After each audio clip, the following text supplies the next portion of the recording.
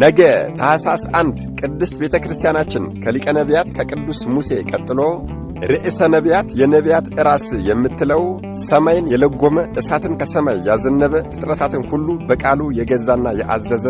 ሞትን ያልቀመሰ ወደ ብሔረ ሕያዋን በእሳት ሰረገላ ያአረገ በአሳ አንበሪ ሆድ ውስጥ ተጭኖ ሂዶ የነነዌ ሰዎችን ከሞት የታደጋቸውን የመበለቲቱ ልጅ ቅዱስ ዮናስን ከሞት ያዳነ የታደገ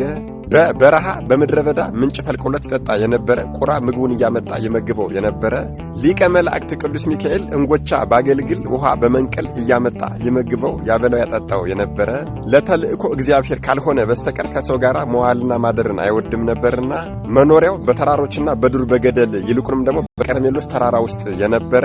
በዚህም የተነሳ ከንጉሠ ሳሌም ከቅዱሱ ካህን ከቅዱስ መልከጼዴቅ ቀጥሎ ለድንግልና ለብሕትውናና ለምንኩስና በብሉይ ኪዳን መሰረትን የጣለ ቅዱስ አባት። አደራ ይህንን ቪዲዮ የምትችሉ ብዙ ጊዜ የማትችሉ ደግሞ ቢያንስ 3 ጊዜ ኮፒ ሊንክ አድርጉልኝ፣ ለሁሉም ይዳረሳል። ለቤቱ አዲስ ይሆናል።